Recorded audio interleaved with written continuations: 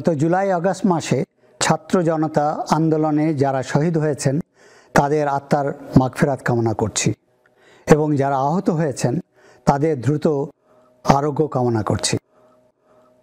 সদ্য বন্যায় যারা মৃত্যুবরণ করেছেন এবং ক্ষতিগ্রস্ত হয়েছেন তাদের জন্য প্রার্থনা করছি মহান আল্লাহ তাআলার কাছে।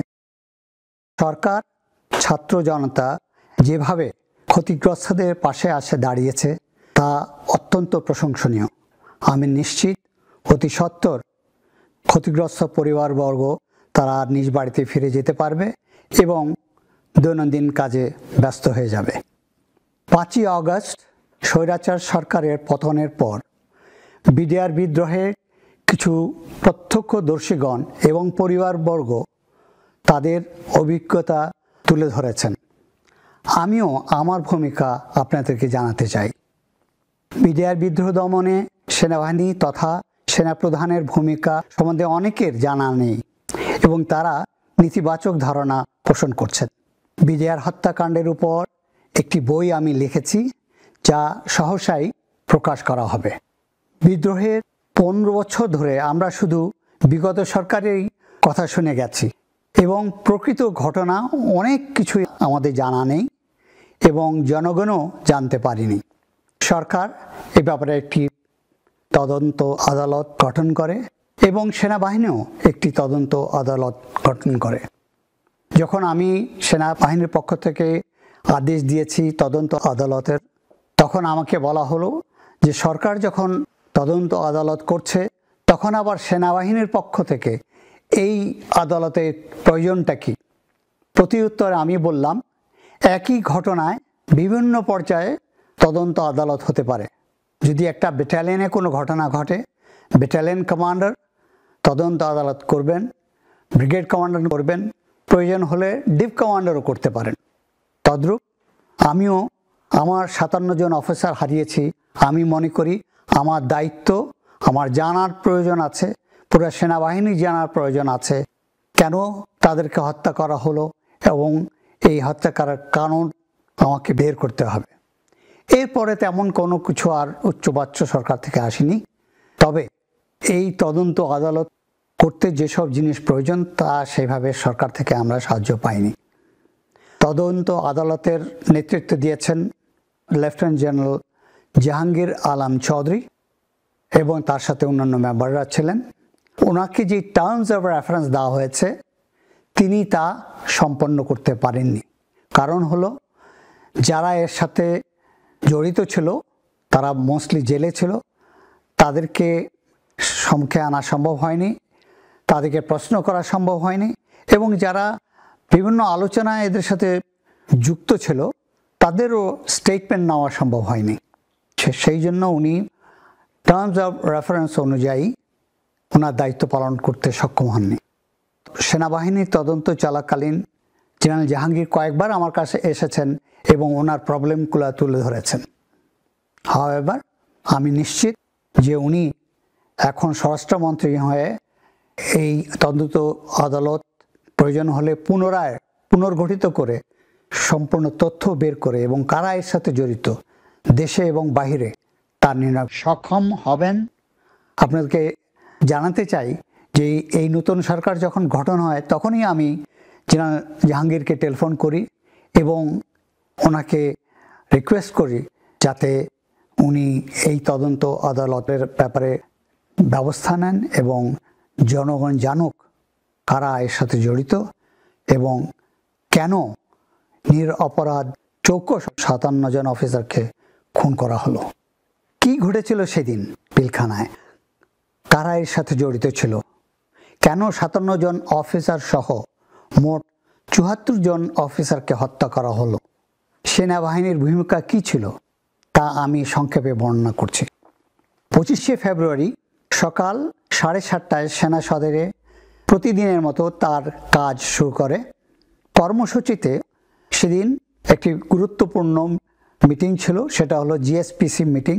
এই মিটিংয়ের মাধ্যমে সেনাবাহিনী সিদ্ধান্ত নেয় নেক্সট ইয়ারে কি কি জিনিস প্রকিউর করবে। এই সভার সভাপতি সেনাপ্রধান এবং মেম্বার্সরা হলেন সেনাবাহিনীর পিএসওসগণ, নির্ধারিত ডাইরেক্টর এবং রেলেভেন্ট সিনিয়র অফিসার্স। সেদিন সকাল থেকেই আমি এই জিএসপিসি মিটিং অ্যাটেন্ড করার প্রস্তুতি নিচ্ছিলাম। আনুমানিক সকাল 9:15টায় সিজিএস লেফটেন্যান্ট জেনারেল সিনা ইবনে জামালি আমার অফিসে আসেন এবং বলেন যে স্যার, আমাদের কাছে কিছু 81 মিলিমিটার মর্টার আছে যেটা সেনাবাহিনী ব্যবহার করে না। এটার গুদামজাত করা এবং রক্ষণাবেক্ষণ আমাদের জন্য টাফ হয়ে যাচ্ছে। তবে বিডিআর 81 মিলিমিটার মর্টারগুলো ব্যবহার করে। আপনি যদি ডিজি বিডিআরের সাথে কথা বলেন তাহলে তারা যদি হেড ট্রান্সফার করে নিয়ে যায় আমাদের অনেক উপকার হবে। আমি প্রস্তাবের গুরুত্ব অনুধাবন করে এডিসি ক্যাপ্টেন জুনায়েদকে বলি ডিজি বিডিআরকে টেলিফোনে সংযোগ দেওয়ার জন্য, এবং সে সংযোগ দিল। শুভেচ্ছা বিনিময়ের পরে ডিজি বিডিআর জেনারেল শাকিলের সাথে আমার কথা শুরু হয় এবং আমি ওনাকে 81 মিলিমিটার মর্টার গ্রহণের জন্য প্রস্তাব দিই। তিনি সানন্দে গ্রহণ করলেন। পরে গতকালের বার্ষিক প্যারেডের প্রশংসা করে কনভারসেশন সমাপ্তি করি। কনভারসেশনে মনে হয়েছে he is an high moral. এখন পর্যন্ত বিদ্রোহীদের পরিকল্পনা সম্বন্ধে তিনি কিছুই জানতেন না বলে আমার বিশ্বাস। যদি জানতেন তাহলে নিশ্চয়ই তিনি আমাকে অবহিত করতেন। 9টা বাজার 2 মিনিট বাকি আমি এবং সিজিএস জিএসপিসি মিটিংয়ের জন্য কনফারেন্স রুমের উদ্দেশ্যে যাত্রা করি। হয়তো জেনারেল শাকিল তার অফিস থেকে সেন্ট্রাল দরবারে অ্যাটেন্ড করার জন্য একই সময়ে অফিস ত্যাগ করেন।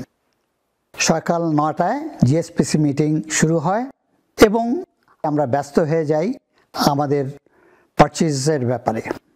9:30টার দিকে আমার প্রিন্সিপাল সেক্রেটারি কর্নেল ফিরোজ সভাকক্ষে প্রবেশ করেন এবং আমার কানে কানে এসে বলেন, স্যার, পিলখানায় গণ্ডগোল হচ্ছে, আপনার দিক নির্দেশনা প্রয়োজন। মনে মনে ভাবলাম একটু আগেই তো ডিজি বিডিআরের সাথে কথা হলো, হঠাৎ কি হলো?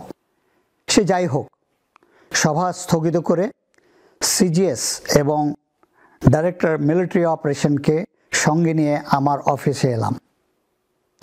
ঘটনা সম্বন্ধে বিস্তারিত জানার জন্য আমি জেনারেল শাকিল এবং প্রাক্তন প্রধানমন্ত্রীকে টেলিফোনে সঙ্গে দেওয়ার জন্য এডিসি ক্যাপ্টেন জুনায়েদকে নির্দেশ দেই। তাদের ফোন কন্টিনিউয়াসলি ব্যস্ত ছিল এবং তাৎক্ষণিক সংযোগ দেওয়া সম্ভব হয়নি। এরই মধ্যে সামরিক গোয়েন্দার মাধ্যমে পিলখানার সম্বন্ধে তথ্য আসা শুরু করলো এবং আমাকে জানানো হলো যে কি ঘটছে পিলখানায়। পরিস্থিতির ভয়াবহতা উপলব্ধি করে সময় বাঁচাতে কারো নির্দেশ ছাড়া আমি 46 ইন্ডিপেন্ডেন্ট ইনফ্যান্ট্রি ব্রিগেডকে অপারেশনের জন্য প্রস্তুত হতে নির্দেশ দেই এবং তারা তাৎক্ষণিক ব্যাটল প্রসিজার শুরু করে, যার নামকরণ করা হয় অপারেশন রেস্টোর অর্ডার। গৃহীত পদক্ষেপ সম্বন্ধে পিএসওএফডি জেনারেল মবিনকে অবহিত করি। 9:47 ডিজি বিডিআরকে ফোনে পাওয়া গেল। আমি ওনাকে জিজ্ঞেস করলাম কি হয়েছে। তিনি এক ভয়াবহ পরিস্থিতির সংক্ষিপ্ত বিবরণ আমাকে বলেন। তিনি বলেন, দরবার চলাকালীন 2 জন সশস্ত্র সৈনিক দরবার হলে প্রবেশ করে। একজন আমার পিছনে এসে দাঁড়ায় এবং ফেইন্ট হয়ে যায়। অপরজন দরবার হল ক্রস করে বাইরে চলে যায়। তার পরপরই বাইরের থেকে গুলির শব্দ আসে এবং গুলির শব্দ শোনার সাথে সাথে দরবার হলে উপস্থিত সৈনিকবৃন্দ গণ্ডগোল শুরু করে দেয় এবং তারা দাঁড়িয়ে যায় আর দরবার হল থেকে বের হয়ে যায়। মনে হলো these are all plan and being executed according to the plan. তিনি আরও বলেন, আমি সেক্টর কমান্ডার এবং ব্যাটালিয়ন কমান্ডার্সদেরকে পাঠিয়েছি তাদেরকে ফিরিয়ে আনার জন্য, যাতে করে পুনরায় দরবার শুরু করা যায়। তিনি আশা করেন যে সহসাই দরবার শুরু করতে পারবেন। আমি তাকে জানাই যে পরিস্থিতি মোকাবেলা করার জন্য 46 ইন্ডিপেন্ডেন্ট ইনফ্যান্ট্রি ব্রিগেডকে প্রস্তুত হওয়ার জন্য আদেশ দিয়েছি এবং সহসাই তারা পিলখানার উদ্দেশ্যে যাত্রা করবে। অনেকে মনে করেন যে ডিজি বিডিআর সাহায্যের জন্য আমাকে টেলিফোন করেছেন। এটা সত্য নয়। আমি ডিজি বিডিআরকে ফোন করি এবং আমরা কি ব্যবস্থা নিচ্ছি তা ওনাকে জানিয়ে দিই। তিনি আমাকে ফোন করেননি। 9:54 আমি সাবেক প্রধানমন্ত্রীকে মোবাইল টেলিফোনে পেলাম। এর মধ্যে বিডিআর বিদ্রোহ সম্বন্ধে তিনি অনেক তথ্য পেয়ে গিয়েছিলেন। আমি 46 ব্রিগেডকে যে অপারেশনের জন্য প্রস্তুত হতে বলেছি তা ওনাকে জানাই এবং তিনি জানতে ছিলেন কতক্ষণ সময় লাগবে এই ব্রিগেডকে তৈরি করতে। আমি বললাম যে সাধারণত 6 ঘন্টা লাগে, বাট তাড়াতাড়ি করে আমরা 2 ঘন্টায় করতে পারি। আমি অলরেডি কমান্ডার 46 ব্রিগেডকে বলেছি যত তাড়াতাড়ি পারে তারা যেন প্রস্তুত হয়। আমি ওনার থেকে এই ব্রিগেডটাকে পিলখানা যাত্রা শুরু করার জন্য আদেশ ছিলাম। উনি ওই আদেশ দিলেন। আদেশ পাওয়ার পূর্বে ব্রিগেডটি নর্মাল ট্রেনিং অ্যাক্টিভিটিসে ব্যস্ত ছিল। অস্ত্র কোথে, গোলাবারুদ ম্যাগাজিনে, সামরিক যানবাহন গ্যারাজে, ওয়্যারলেস সেট এবং অন্যান্য সরঞ্জামাদি স্টোরে। এসব একত্রিত করে কমান্ড স্ট্রাকচার প্রস্তুত করতে সময়ের প্রয়োজন। তবে 46 ব্রিগেড 1 ঘন্টার মধ্যে তৈরি হয়ে যাত্রা শুরু করে। এসব সম্ভব হয়েছে ব্রিগেডিয়ার জেনারেল হাকিম, কমান্ডার 46 ব্রিগেড এবং ইউনিট অধিনায়কদের বলিষ্ঠ নেতৃত্বের জন্য। ব্রিগেড কমান্ডারের নেতৃত্বে 10 জন অফিসার এবং 655 জন সৈনিক নিয়ে উনি পিলখানার উদ্দেশ্যে যাত্রা করেন। সকাল 10:30টায় ব্রিগেডের অগ্রভাগ দল জাহাঙ্গীর গেট ক্রস করে। এত কম সময়ে প্রস্তুত হয়ে যাত্রা শুরু করা হয়েছিল তা একটা বিরল কৃতিত্বের উদাহরণ। এর মধ্যে বিদ্রোহীরা বিডিআর গেটগুলির চতুর্পাশে heavy machine gun, mortars, recoilless rifle, rocket launcher, অন্যান্য অস্ত্র মোতায়েন করে যে কোনো আক্রমণ প্রতিহত করার জন্য প্রস্তুতি নিয়ে নেয়। বেলা 11টায় 46-এর প্রথম গাড়িটি মেইন গেটের কাছাকাছি পৌঁছায়। বিদ্রোহীরা টের পেয়ে একটি পিকআপকে লক্ষ্য করে রকেট ফায়ার করে। রকেটটি পিকআপকে হিট করে। ড্রাইভার জাহির ঘটনাস্থলেই মৃত্যুবরণ করে এবং সেকেন্ড সিটার গুরুতর আহত হয়। এখানে আমি একটা জিনিস বলতে চাই, সেটা হলো 10:35 দিকে আমি আবার এডিসিকে বলি যে লেটেস্ট ইনফরমেশন পাওয়ার জন্য তুমি আবার ডিজি বিডিআরকে আমাকে টেলিফোনে সংযোগ দাও, এবং সে কন্টিনিউয়াসলি চেষ্টা করলো অনেকক্ষণ ধরে, কিন্তু ডিজি বিডিআরকে আর সংযোগ দেওয়া সম্ভব হলো না। হয়তো by this time he has been killed. এখানে উল্লেখ্য, আনুমানিক 10:30টায় ডিজি বিডিআরকে গুলি করা হয় এবং তিনি নিহত হন। এর পরপরই কিলার গ্রুপ এর গুলিতে DDG, colonel Anis, colonel Kaiser সহ বেশ কয়েকজন অফিসারকে হত্যা করা হয়। লেফটেন্যান্ট কর্নেল শামসের ধারণা অনুযায়ী 10:30 থেকে 11টার মধ্যে বেশিরভাগ অফিসারকেই হত্যা করা হয়েছে। আর আমাদের ব্রিগেডটি পৌঁছে 11টার পরে পিলখানার কাছে। তার মানে আমরা পৌঁছবার আগেই বেশিরভাগ হত্যাকাণ্ড তারা করে ফেলেছে। সাধারণত আক্রমণের পূর্বে সেনাবাহিনী শত্রুর দুর্বল স্থানগুলি বের করে নেয় এবং সেই স্থান দিয়ে আক্রমণের পরিচালনা করে। রকেট লঞ্চার দিয়ে আক্রমণ করার পরে ব্রিগেডটি ডিপ্লয় হয়ে যায় এবং তারা রিকনেসেন্স শুরু করে এবং তাদের উইক পয়েন্টগুলা বের করার চেষ্টা করছিল। এখানে উল্লেখ্য যে ক্যাপ্টেন শফিকের নেতৃত্বে 350 জন র্যাবের সদস্য নিয়ে তিনি পিলখানা এলাকায় পৌঁছে যান। তিনি পৌঁছে যান উত্তর এলাকায় 10টার আগেই।